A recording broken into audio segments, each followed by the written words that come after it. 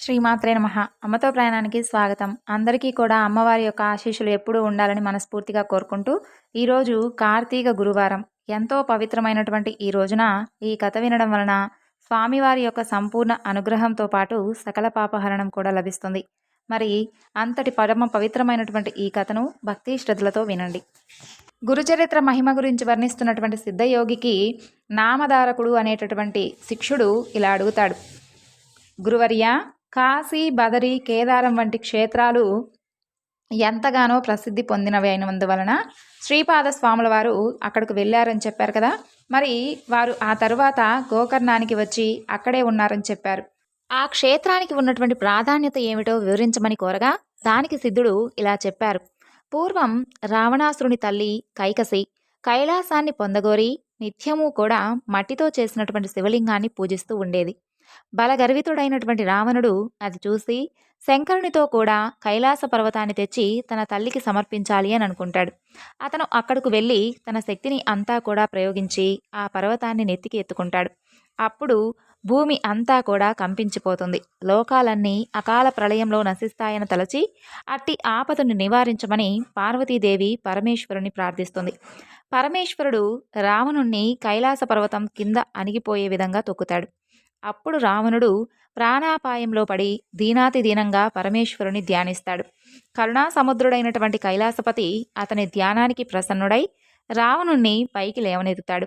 అప్పుడు రావణుడు రాగయుక్తంగా సుస్వరంగా మధురగానం చేస్తాడు. మనోహరమైనటువంటి అతని గానానికి ప్రీతి చెందినటువంటి పరమేశ్వరుడు అతనిని వరం కోరుకోమని అంటాడు. అప్పుడు ఆ రాక్షసరాజు, దేవా, బంగారంతో చేయబడినటువంటి నా లంకాపురం వంటిది ఇంకెవ్వరికీ కూడా లభించేది కాదు. సాక్షాత్తు లక్ష్మీదేవియే నాకు దాసి. చతుర్ముఖుడైనటువంటి బ్రహ్మ నా జ్యోతిష్కుడు, యమధర్మరాజు నా సేవకుడు, సర్వదేవతలు నా పరిచారకులు. అటువంటి నాకు ఎక్కడా ఏది దుర్లభం అనేది ఉండదు. ఇప్పుడు నా తల్లి కోరిక ప్రకారం కైలాస పర్వతాన్ని తీసుకుని వెళదామని వచ్చాను. శంకరా, నీవు కనుక నాకు వరాన్ని ఇవ్వదలుచుకుంటే నేను ఈ కైలాసాన్ని నీతో సహా లంకకు తీసుకుని వెళ్ళేలా అనుగ్రహించు అని కోరుకుంటాడు. అప్పుడు కైలాసపతి, రావణ, ఈ కైలాస పర్వతంతో నీవు ఏం సాధిస్తావు? దానిని మించినటువంటి నా ఆత్మలింగాన్ని నీకు ప్రసాదిస్తాను. దీనివలన నీవు కూడా నా అంతటి వాడివి అవుతావు. నీ లంకా నగరమే కైలాసమంతటి శ్రేష్టమవుతుంది అని అతనికి ఆత్మలింగాన్ని అనుగ్రహిస్తాడు. దానిని తీసుకొని సంతోషంతో రావణుడు లంకకు బయలుదేరి వెళ్తాడు. అదంతా చూసినటువంటి నారదుడు ఈ వృత్తాంతం బ్రహ్మకు, విష్ణువుకు విన్నవిస్తాడు. ఆ ముగ్గురు కూడా పరమేశ్వరుని దగ్గరకు వెళ్ళి, ఎంత పని చేశావు? రావణుడికి ఆత్మలింగాన్ని ఎందుకిచ్చావు? సర్వప్రాణకోటికి కంటకప్రాయుడు, లోకభయంకరుడు అయినటువంటి రావణుడు నీ అంతటి వాడు కావడం తగునా అని వాపోతారు. అప్పుడు పరమేశ్వరుడు అతని గానానికి పరవశించి ఆత్మలింగాన్ని ఇచ్చాను. వాడు ఇప్పటికింకా లంకకు కూడా చేరి ఉండడు. ఉపాయాన్ని ఆలోచించు అని విష్ణువుతో చెప్పాడు. అది విని శ్రీహరి దుర్మార్గుణ్ణి మోసంతోనే జయించి ఎలాగైనా సరే ఆత్మలింగాన్ని చేజిక్కించుకోమని నారదుణ్ణి, గణపతిని ప్రేరేపించాడు. అప్పుడు దేవర్షి అయినటువంటి నారదుడు మనోవేగంతో రావణుని వద్దకు పోయి, రావణ, ఎక్కడి నుండి వస్తున్నావు? ఎక్కడికి వెళుతున్నావు అని అడిగాడు. రావణుడు పరమేశ్వరుని ప్రసన్నం చేసుకొని ఆత్మలింగాన్ని పొంది లంకకు పోతున్నాను అని దానిని చూపిస్తాడు.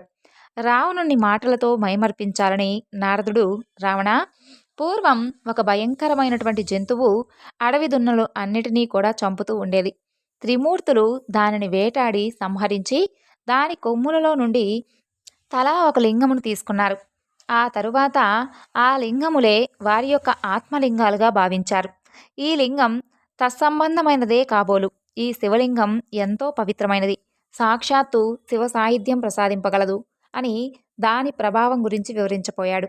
రావణుడు, మహర్షి, దీని ప్రభావం వినడానికి నాకిప్పుడు అంత తీరిక లేదు, తొందరగా వెళ్ళాలి అని అంటాడు. ఆ దేవర్షి, రావణ, సంధ్యా సమయం దాటిపోతున్నది, నీవెలా వెళతావు అని అక్కడే కూర్చున్నాడు. అంతలో ఒక బ్రహ్మచారి వేషంలో గణపతి అక్కడికి వచ్చాడు. అతనిని చూసి రావణుడు, నీవెవరవు? ఎవరి పిల్లవాడవు? ఎక్కడికి వెళుతున్నావు అని అడిగాడు. ఆ బ్రహ్మచారి, నేను ఉమాశంకరుల పుత్రుణ్ణి, నన్ను పోనివ్వు, నిన్ను చూస్తేనే నాకు చాలా భయంగా ఉంది అని అంటాడు. అప్పుడు రావణుడు, ఓ బ్రహ్మచారి, నేను సంధ్య వార్చుకొని వచ్చే వరకు ఈ శివలింగాన్ని పట్టుకో, నాకు కనుక ఈ సహాయాన్ని చేస్తే నీకు సువర్ణమైనటువంటి నా లంకా పట్టణాన్ని చూపిస్తాను. నీకు కనుక ఇష్టమైతే అక్కడే హాయిగా ఉండవచ్చు అని అంటాడు. ఆ వటువు, అమ్మో! ఇంతటి బరువైనటువంటి ఈ శివలింగాన్ని నేనంతసేపు మోయగలనా? అయినా రాక్షస నివాసం చేత భయంకరమైనటువంటి ఆ లంకాపురికి నేను రాను బాబు అని అంటాడు. అలా రావణుడు ఆ బ్రహ్మచారిని ప్రాధేయపడి పరమేశ్వరుడిచ్చినటువంటి ఆత్మలింగాన్ని అతని చేతిలో పెట్టి సంధ్యోపాసనకై సమీపంలో ఉన్నటువంటి సముద్రం వద్దకు బయలుదేరుతాడు. ఆ బ్రహ్మచారి, రావణ, దీనినిక మోయలేనప్పుడు ఎలుగెత్తి 3 సార్లు నేను పిలుస్తాను. అప్పుడు కనుక నీవు రాకపోతే దీనిని ఇక్కడే స్థాపిస్తాను అని అంటాడు. రావణుడు పక్కకు వెళ్ళినదే తడువుగా గణపతి అతనిని 3 సార్లు పిలిచి అతను రాని కారణంగా స్వర్గంలోని దేవతలందరూ చూస్తూ ఉండగా హరిని ధ్యానించి ఆ లింగాన్ని భూస్థాపితం చేస్తాడు. ఆ తరువాత రావణుడు తిరిగి వచ్చి కోపంతో ఆ లింగాన్ని పెకిలింపజూస్తాడు. భూమి కంపించిందే కాని ఆ లింగం మాత్రం కొంచెమైనా కదల్లేదు. అందుకే దానికి మహాబలేశ్వర లింగం అని పేరు వచ్చింది.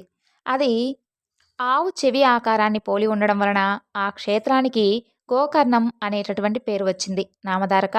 దానిని భూ కైలాసం అని కూడా అనవచ్చు. అక్కడ పరమేశ్వరుడు సపరివారంగా నివసిస్తాడు. అందుకే అది సజ్జనులెందరికో ఆశ్రయమైంది. అక్కడ దేవర్షులు కూడా నివసిస్తారు. ఆ క్షేత్రంలో దేవర్షులు, రాక్షసులు, మానవులు, చివరకు పశుపక్షాదులు కూడా పరమేశ్వరుని యొక్క అనుగ్రహం వలన తమ యొక్క అభీష్టాలను పొందారు. అంతటి పవిత్రమైనటువంటి క్షేత్రం వేరొకటి లేదు అని చెప్పగా ఇదంతా వింటున్నటువంటి నామధారకుడు సిద్ధయోగికి నమస్కరించి, స్వామి, ఈ యొక్క గోకర్ణ క్షేత్ర మహిమ ఇంకొంచెం విపులంగా వివరించండి. మన దేశంలో ఎన్నో పుణ్యతీర్థాలు ఉండగా శ్రీపాద స్వామి ఈ క్షేత్రాన్నే ఎందుకు ఆశ్రయించారో చెప్పండి అని వేడుకున్నాడు. అప్పుడు సిద్ధయోగి ఇలా చెప్పారు. పూర్వం ఇక్ష్వాకు వంశంలో మిత్రసహుడు అనేటటువంటి పేరు కలిగినటువంటి రాజు వేద మార్గతత్పరుడై రాజ్యాన్ని ధర్మంగా పాలిస్తూ ఉండేవాడు. ఒకనాడు అతను అడవికి వెళ్ళి క్రూర జంతువులను వేటాడుతూ ఒకచోట భయంకరమైనటువంటి ఒక రాక్షసుణ్ణి చూస్తాడు.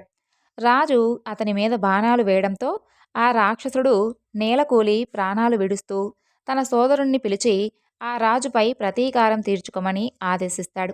అతని సోదరుడు తన యొక్క రాక్షస మాయ చేత ఒక సామాన్యమైనటువంటి మానవ రూపంలో ఆ రాజు వద్దకు వచ్చి ఎంతో వినయంతో అతనికి సేవ చేస్తాడు. అలా ఒకరోజు ఆ రాజు తన ఇంట పితృశ్రాద్ధానికి వశిష్ఠాది మహర్షులను భోక్తలుగా ఆహ్వానిస్తాడు. ఆనాడు ఆ కపట సేవకుడు వంటలో రహస్యంగా నరమాంసాన్ని కలుపుతాడు. భోజన సమయంలో వశిష్ఠ మహర్షి అది తెలుసుకొని ఆ రాజుపై కోపించి, రాజా, నీవు మాకు నిషిద్ధమైనటువంటి నరమాంసాన్ని వడ్డించావు కాబట్టి నీవు బ్రహ్మ రాక్షసుడు అవుతావు అని శపిస్తాడు. ఆ ముని తనను నిష్కారణంగా శపించినందుకు రాజు ఎంతో కోపించి ఆయనకు ప్రతిశాపం ఇవ్వబోతుంటే పతివ్రత అయినటువంటి అతని భార్య దమయంతి అడ్డుపడి గురువును శపించబోనడం మహాపాపమని హెచ్చరించి ఆ శాపజలాన్ని తన పాదాలపైనే పోసుకోమని ప్రార్థించింది.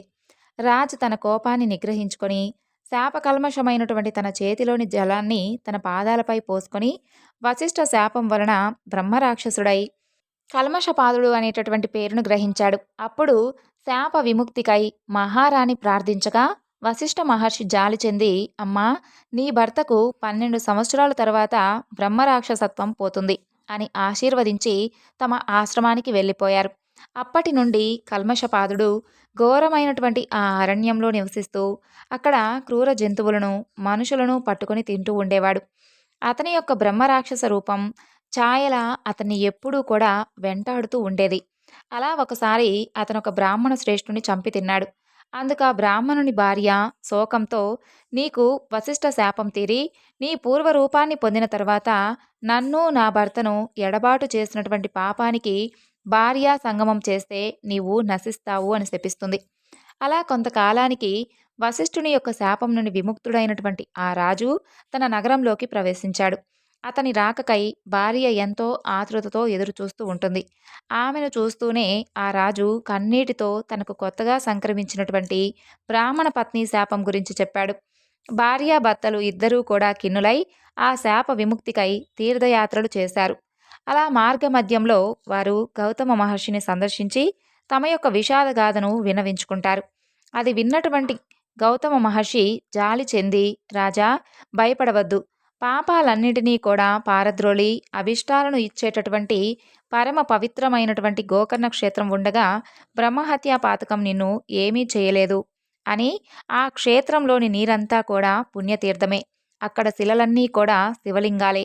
ఆ పరమ పవిత్రమైనటువంటి క్షేత్రంలో మానవులకు పొందరానిది అంటూ ఏమీ లేదు. ఆ క్షేత్ర మహత్యాన్ని తెలిపేటటువంటి విషయం ఒకటి నేనక్కడ చూసినది నీకు చెబుతున్నాను. ఆ క్షేత్రంలో మరణించినటువంటి ఒక చండాల స్త్రీని కైలాసానికి తీసుకుని వెళ్ళడానికి శివకింకరులు వచ్చారు. వారిని అడగగా వారు ఇలా చెప్పారు. పూర్వము ఈమె సౌదామిని అనేటటువంటి అందమైనటువంటి ఒక బ్రాహ్మణ కన్య. ఆమెకు యుక్త వయసు దాటిన తరువాత ఆలస్యంగా ఒక పేద బ్రాహ్మణునితో ఇష్టం లేనటువంటి వివాహం బలవంతంగా చేశారు. అలా కొద్ది కాలానికే ఆమెకు పిల్లలు కూడా కలగకముందే ఆ బ్రాహ్మణుడు మరణించాడు. అయితే ఆమె మాత్రం కామవశం చేత ఒక కోమిటివాడిని ఉంచుకున్నది.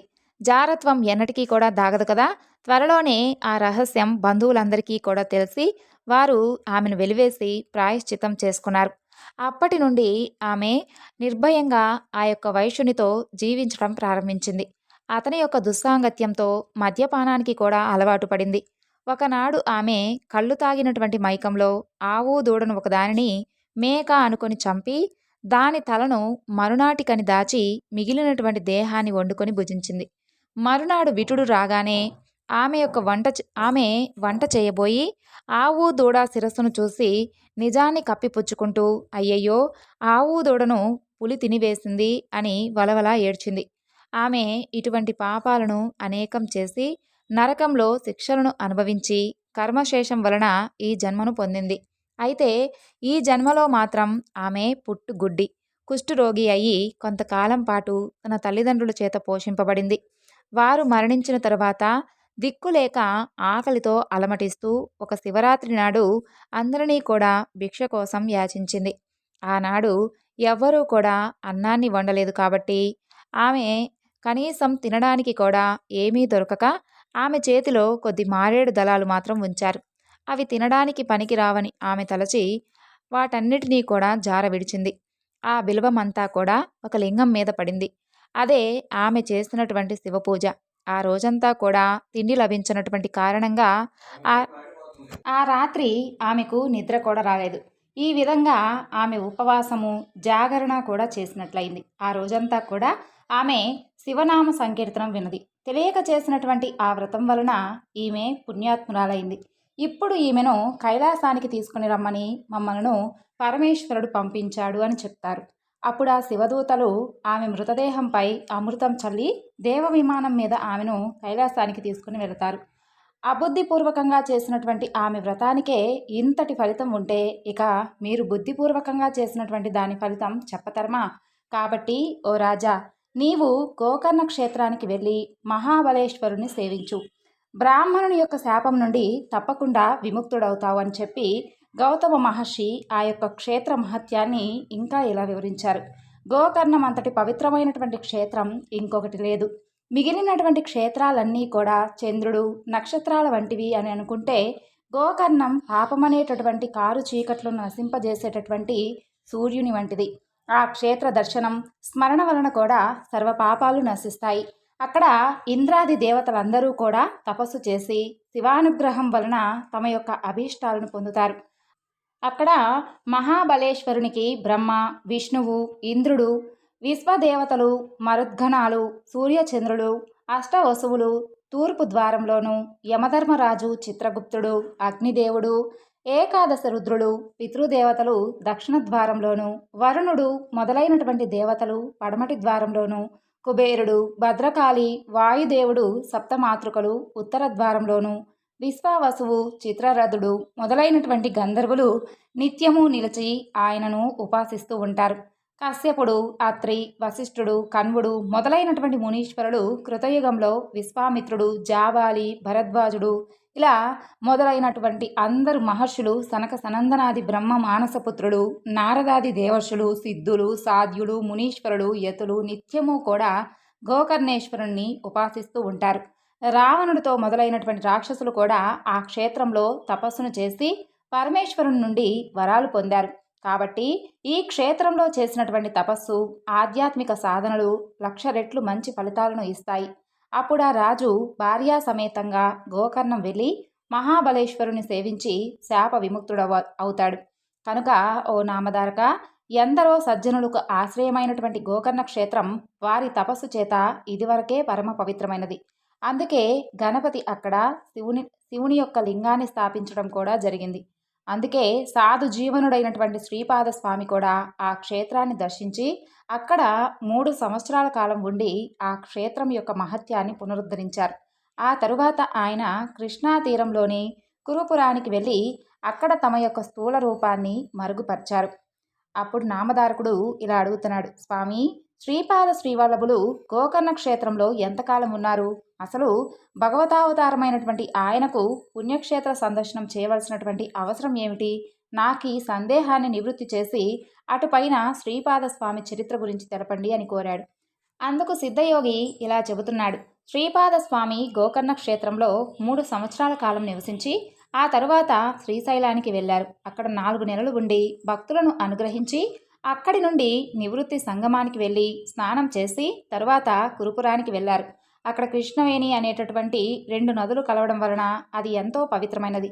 దానికి తోడు భగవంతుడైనటువంటి శ్రీపాద స్వామి అక్కడ స్థిర నివాసాన్ని చేయడం వలన ఆ క్షేత్రంలో ఇంకా విఖ్యాతి పొందింది. ఇప్పుడు దానిని కురుగుడ్డి అని కూడా అంటారు. అక్కడ శ్రీపాద స్వామిని శ్రద్ధాభక్తులతో కొలిస్తే సర్వకామ్యాలు సంప్రాప్తమవుతాయి. అక్కడ శ్రీపాద స్వామి అదృశ్యులై మరొక అవతారాన్ని ధరించారు. అయినా ఇప్పటికీ కూడా ఆ కురుపురంలో ఆయన గుప్త రూపంలో స్థిరంగానే ఉన్నారు.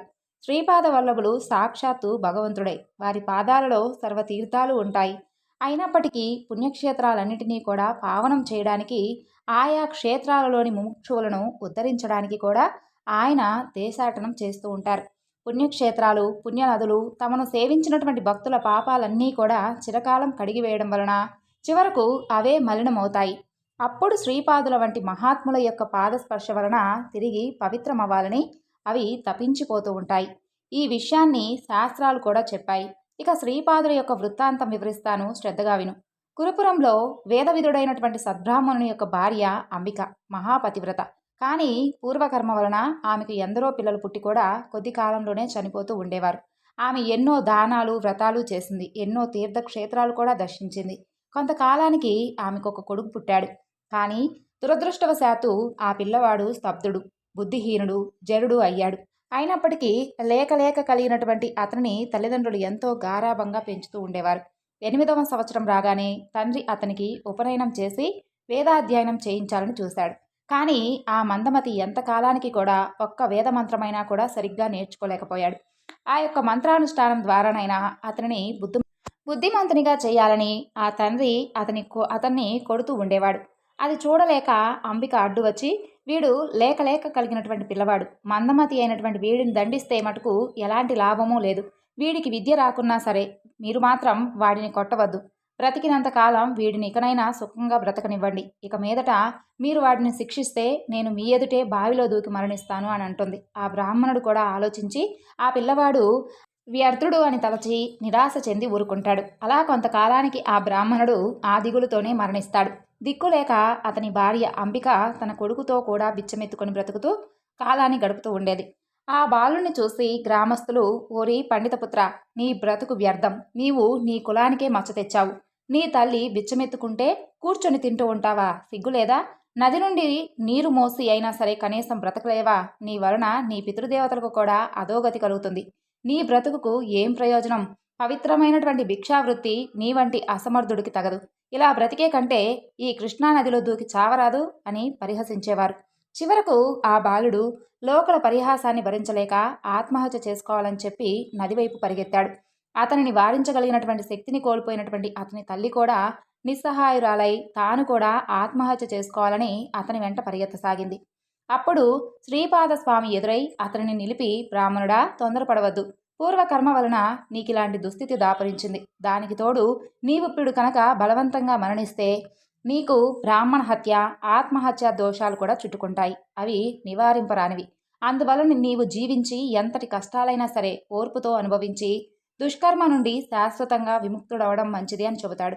అంబిక శ్రీపాద స్వామికి నమస్కరించి, స్వామి, ఒక వంక భర్తను కోల్పోయి చాలా బాధపడుతూ ఉన్నాను.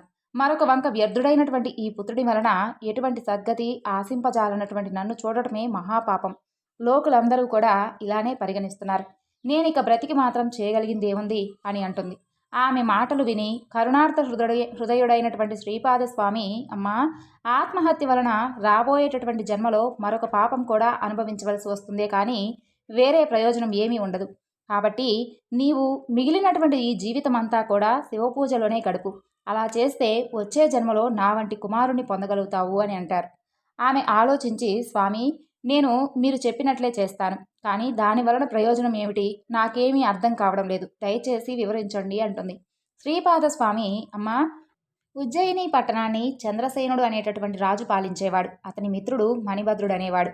శివుని యొక్క వరప్రభావం వలన చింతామణిని పొందాడు. ఆ మణి యొక్క విలువ లెక్కకు మీరినదని తెలుసుకొని దానిని ఎలాగైనా సరే చేజిక్కించుకోవాలని కొందరు రాజులు చతురంగ బలాలతో యుద్ధానికి తరలివచ్చారు. ఆ సమయంలో మణిభద్రుడు, చంద్రసేన మహారాజు ఇద్దరూ కూడా ఏకాగ్ర మనస్కులై ప్రదోష కాలంలో శివపూజ చేశారు. ఒక త్రయోదశి శనివారం నాడు ప్రదోష సమయంలో వారు పూజ చేస్తూ ఉంటే చూసి ఆ పట్టణంలోని గోపపాలకులు కూడా తమ ఇళ్లల్లో ఆకులతోనూ పూలతోనూ చక్కగా పూజ చేయడం ప్రారంభించారు. వారి తల్లులు ఆ పిల్లలను భోజనం కోసం ఇళ్లల్లోకి లాక్కొని వెళ్లారు. వారిలో ఒకరి వద్ద నుండి వాని తల్లి పూజా సామాగ్రి లాగివేసి వాటిని బలవంతంగా లేవదీసింది. అప్పుడు ఆ బాలుడు తన యొక్క శివపూజకు విఘ్నం కలిగినందుకు చాలా దుఃఖపడి ఆ దోష పరిహారానికి మరణించడానికి సంసిద్ధుడయ్యాడు. అప్పుడు విశ్వసాక్షి అయినటువంటి పరమేశ్వరుడు అతనికి ప్రత్యక్షమై వరాన్ని కోరుకోమన్నాడు. ఆ బాలుడు ఆ దివ్యమూర్తికి ప్రణామం చేసి తన తప్పును మన్నించమని ప్రార్థించాడు. పరమేశ్వరుడు, వత్సా, భక్తి చేత నీవు నా యొక్క సాయుధ్యం పొందగలవు. నీ తల్లి తెలియక అపరాధం చేసింది. అయినా నీ అర్చనా విధానం చూసింది కాబట్టి మరుజన్మలో విష్ణు జనని అవుతుంది అని వరమిచ్చి అంతర్ధానమయ్యాడు. అక్కడున్నటువంటి ఆ లింగం దివ్య తేజస్సుతో వెలిగిపోతూ ఉంది. యుద్ధానికి వచ్చినటువంటి రాజులందరూ కూడా అది చూసి సూర్యుడు రాత్రిపూట కూడా ప్రకాశిస్తూ ఉన్నాడని చెప్పి తలచారు. అంతటి భక్తి శ్రద్ధలు ప్రజలలో కలిగించినటువంటి పుణ్యాత్ముడైనటువంటి చంద్రసేనుడికి మేలు చేయదలచి అంతటి మహానుభావునితో యుద్ధం చేయాలనుకోవడం బుద్ధి తక్కువని చెప్పి పశ్చాత్తాపం చెంది వారందరూ కూడా సగౌరవంగా చంద్రసేన మణిభద్రులను దర్శించడానికి వచ్చారు. అప్పుడే పూజ ముగించినటువంటి రాజు ఆ ప్రకాశానికి కారణం తెలుసుకొని తనను చూడవచ్చినటువంటి ఆ రాజులతో కలిసి ఆ ప్రదేశానికి వెళ్ళి ఆ దివ్యలింగాన్ని చూసి ఆనందించాడు. ఆ గోపబాలకుడు చెప్పగా ఆ వృత్తాంతం అంతా కూడా విని చంద్రసేనుడు, మిగిలినటువంటి రాజులు ఆ పిల్లవాడికి గోపాధిపత్యము, ధనము ఇచ్చి వెళ్ళిపోయారు. ఆ తరువాత ఆ గోపాలుని యొక్క తల్లి యశోదగా జన్మించి విష్ణువుకు జనని అయింది. కాబట్టి అమ్మా, శివపూజ మహిమ వలన మరుజన్మలో నీవు కూడా అలాగే అవుతావు అని అన్నారు.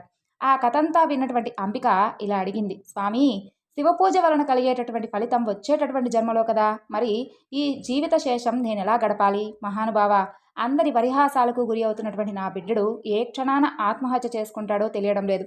నన్ను మాతృత్వంతో రక్షించు అని వేడుకుంటుంది. అప్పుడు ఆ కరుణా సముద్రుడి యొక్క హృదయం కరిగి తన చేతిని ఆమె యొక్క కుమారుని తలపై పెట్టి ప్రణవం ఉచ్చరించాడు. ఆ మూర్ఖమైనటువంటి బాలుడు తక్షణమే బృహస్పతి అంతటి జ్ఞాని, వక్త అయ్యాడు. అప్పుడు అతని మాతృసేవకు వియోగించి శ్రీపాదస్వామి ఆమెతో, అమ్మా, దుఃఖం విడిచి ఇక నుండి నీ జీవిత శేషమంతా కూడా శివపూజలో గడుపు. వచ్చే జన్మలో నా అంతటి కుమారుడు కలుగుతాడు అని చెప్పి వరమిచ్చాడు. ఆమె పరమానంద భరితురాలై పుత్రుడితో సహా తన ఊరికి వచ్చి జీవితమంతా కూడా శివార్చనలోనే గడిపి ధన్యురాలైంది. సర్వం శ్రీ లలితార్పణమస్తు. స్వస్తి.